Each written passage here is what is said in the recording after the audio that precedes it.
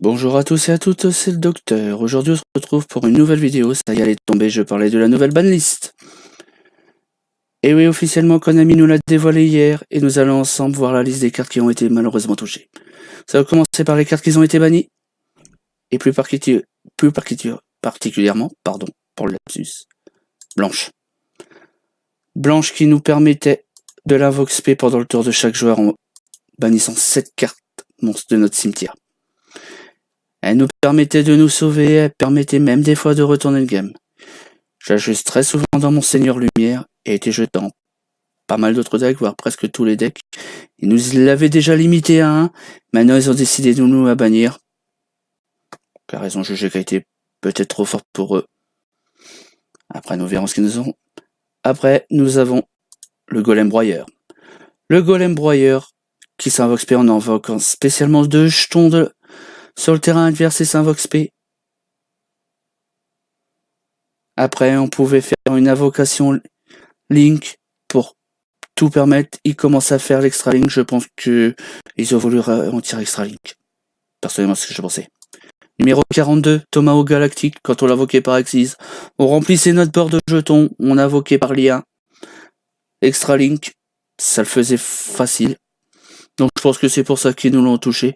Pourtant, c'est une carte pas très très puissante. À part juste pour le terrain, c'est tout. Ensuite, nous avons le numéro 86. Le numéro 86, lui, justement, qu'est-ce qu'il nous faisait? Il était beaucoup joué dans les cartes avec les cookies, dans les decks cookies. Il nous permettait aussi de gagner facilement par rapport au nombre d'effets qu'il a fait par rapport à ses matériels. Il était dans les dernières du liste légendaire. Parce que, si je me souviens bien, je crois qu'il était avec les PK. Après, faut voir. Ensuite, nous avons Gumblar. Gumblar qui faisait l'extra link, qui nous faisait faire défausser l'adversaire. Et à chaque fois, quand l'adversaire piochait, on essayait de trouver un moyen. Hop, on invoquait un spé par rapport à ses flèches. Et qu'est-ce que ça faisait? On faisait défausser, donc l'adversaire il jouait pas quoi. C'était l'extra link, il était très bien placé, justement. Je pense que c'est comme ça qu'il a été banni. Ensuite, pour finir, il nous reste Soul Charge. Soul Charge, je vous la présente plus. On paye 1000 par rapport au nombre de monstres. Et puis après, on faisait les combos interminables avec tout ce qui était au corps extra link. Donc moi perso, je pense que c'était ça. Ils ont décidé de bannir ça pour bloquer un peu le cimetière. Pour bloquer l'extra link, je pense que c'est ça. Donc, justement, si ils nous ont décidé de bannir ces cartes-là, c'était justement peut-être pour freiner tout ce qui était extra link. Je pense particulièrement à Gookie. Ensuite, nous avons les cartes qui ont été limitées. Alors, les cartes limitées, comment vous dire? Limitées à 1, on va voir la petite liste. Une qu'on n'a pas vue depuis bien des années, qui nous a donné, c'est Cyberstein. Le monstre qui nous permettait justement de payer 5000 et d'invoquer par fusion. C'est une carte très très vieille. Ils ont décidé justement de nous... Alors, est-ce qu'ils ont pas quelque chose derrière la tête? C'est jamais. Surtout qu'il y a une nouvelle carte, je crois, qui va sortir. On lui met en équipement, on n'a même plus à payer 5000, on fusionne, on invoque par fusion. Allez. Donc, sachant qu'on va avoir le nouveau monstre fusion Salamandrette, qui sort dans Savage Strike. Est-ce que c'est pour ça? Je peux pas vous dire. Ensuite, nous avons le dragon empereur du chaos, émissaire de l'achèvement. C'est le monstre burn par excellence. On bannit un lumière à ténèbres, on l'invoque spé, on paye des points de vie, on envoie notre main et la main de l'adversaire au cimetière et l'adversaire prend 300 points de dommages pour chaque carte qui a été défaussée. c'est du burn. Ils ont retiré Gumbler, ils nous remettent lui à la place. Ok, il faut plus l'Extra League, mais lui, il faut qu'on paye Yoko, mais pour moi, c'est à peu près pareil. Personnellement, ce que je vous dis, c'est tout ce qui est mon ressenti. Si je me trompe, n'hésitez pas à le laisser en commentaire. Ensuite, nous avons le Greffeur des Ténèbres. Ils nous ont déjà touché Chevalier de l'Armageddon, ils nous attaquent maintenant au Greffeur des Ténèbres. Tout ce qui est par exemple Thunder Dragon, on le mettait dedans, ça nous aidait. Avec l'effet de rugissement, ça nous permettait de faire le combo. Maintenant, il est limité à 1. Donc, disons, si on veut à peu près que ça tombe, Chevalier de l'Armageddon 1, Greffeur en 1. Le deck, je pense qu'il a été un peu ralenti. Ensuite, nous avons Shurit, Stratégiste Nécrose. Pour moi, personnellement, je pense que c'est le retour des Nécroses. Ils ont peut-être décidé, sachant qu'à plus, on va avoir des nouvelles incantations, il y a le rituel qui sort, on en a eu plein, je pense à Boupé, je pense à Livre-Pierre, Pensiplume, et l'autre, je me rappelle plus tout à fait du nom. Je pense que c'est par rapport à ça. Je pense que les nouveaux rituels, sachant qu'en plus, dans la dernière display du Hélice des Roses, ils nous ont mis des Cyber Angels, ils ont essayé de nous ressortir le rituel. Ils prévoient peut-être quelque chose niveau rituel. D'ailleurs, par rapport à du Hélice des Roses, je vous propose d'aller voir la vidéo. Il y a la vidéo d'ouverture qui a déjà été postée. Ensuite, nous avons Marionnette de l'Ombre L. Retour du deck Shadow. Shadow, c'était assez puissant. Ils veulent peut-être composter par rapport à quelque chose. Ensuite, nous avons la fusion brillante. Alors là, j'ai envie de dire la fusion brillante, personnellement, je suis d'accord. Pour les Gem Knight FTK, ça va les ralentir. En plus, la fusion brillante, on la mettait dans le Thunder Dragon pour pouvoir faire nos combos. Donc là, je pense que fusion brillante limitée à 1, je suis d'accord. Et je pense que malheureusement, ça cote. Elle baisse. Ensuite, nous avons le champ... Nous avons le sarcophage doré. Pardon pour le petit cours. Qu'est-ce que je peux vous dire? Encore un effet de bannissement.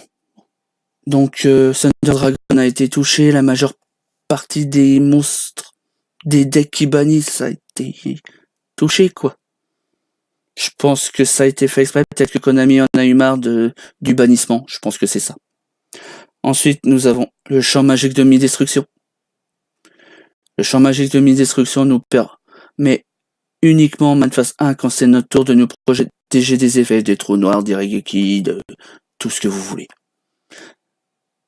Peut-être limité à 1 parce qu'il était plus joué. Personnellement, je vois ça. Peut-être qu'il était joué dans le cookie, je sais pas. C'est la première fois que je vois cette carte. Et pour terminer, nous avons Slash Draw. La carte basée sur la chance. On défausse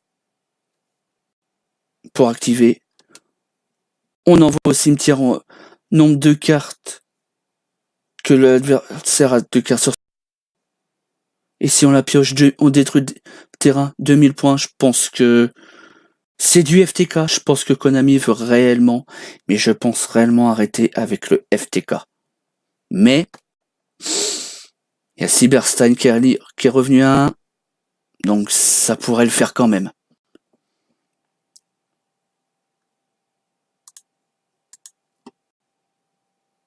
Vous voyez comme moi, carte semi-limitée, il n'y en a pas. Ça n'a pas changé. Ce sont toujours les mêmes. Ensuite, il nous reste les cartes qui sont en x3, qui ont été débannes. Nous allons commencer par l'insecteur frelon. Je pense qu'il faut faire revenir les insectes. Personnellement, je pense que c'est ça. Il y a un deck insecte qui marche bien, je l'ai rencontré quelques fois en tournoi. Il est quand même assez fort. Après, personnellement, je vois pas pourquoi. Après, nous avons le magicien automate. Qu'est-ce que vous dire pour le magicien automate? On invoque Norme. Qu'est-ce qu'il fait d'autre? On peut faire invoque. On fait de l'Xyz, on fait du Link. C'est pour un Vox P. Donc je pense que là, Et sachant qu'il y a le nouvel archétype qui est sorti, c'est Time Thief. Avec son Nexus qui est bien sympa, un peu dégueulasse, mais bien sympa personnellement, que je trouve. Après, faut voir, je pense qu'ils sont revenus. Après, nous avons Necrose de Brionac. Shuri était de retour, on refait revenir Necrose. Que vous dire de plus? Bah, les Necros sont de retour, c'était un deck vraiment puissant à ce moment-là. Je pense qu'ils veulent faire revenir, et sachant qu'arriver là, comme je vous ai dit, les incantations, je pense qu'arriver là, c'est le retour des rituels. Ensuite, nous avons Chevalier Exciton connu du mal, il nous l'avait mis à 1, maintenant là en 3. C'est la carte qui peut permettre de faire gagner. Mais bon, on n'est pas à l'abri d'un strike, d'un solem, de tout ce que vous voyez, quoi. Les trappes habituelles. Mais c'est une carte tellement puissante. Moi, je trouvais qu'un elle était suffisant. Maintenant, ils nous l'ont mis à 3. On va pas juger quand même. Ensuite, on a l'hyper libraire TG.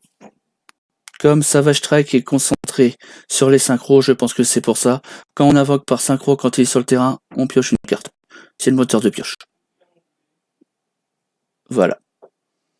Ensuite, nous avons l'interruption de Sommeil Kaiju. Le retour des Kaiju, interruption à 3. On détruit le board monstre, le note adverse. On invoque du Kaiju, sachant qu'on a le nouveau qui est sorti en secret.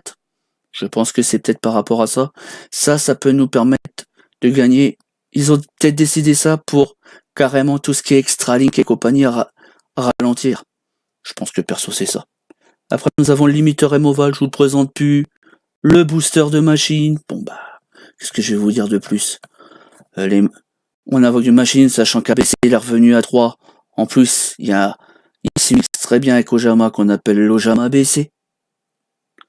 Donc voilà, personnellement, ça permet de booster pour la machine. Moi je dis une chose, ramener quelques petits rouages anciens, ça pourrait être très sympa. Surtout rouages anciens. Ça peut permettre quelques petites surprises. Ensuite, nous avons la tempête des monarques. C'est super polymérisation, en moins fort. On active, on cible un monstre, boum, on le sacrifie à la place, on fait notre invocation avancée. Voilà, c'est ça. C'est juste ça. Retour des monarques, peut-être, c'est jamais. Barrière infernité. Ça, justement, c'est parmi les nouvelles cartes qui vont arriver au mois d'avril. Ils ont peut-être décidé ça, justement, pour que Infernité soit de retour. Et la dernière carte, le virus épidémique d'éradication. J'ai envie de dire, pour le zombie, qui est même pas méta, j'ai envie de vous dire, avec cette carte-là, on choisit par exemple magie contre un Sky Striker, on est heureux. On choisit piège contre un Altergeist, on est heureux.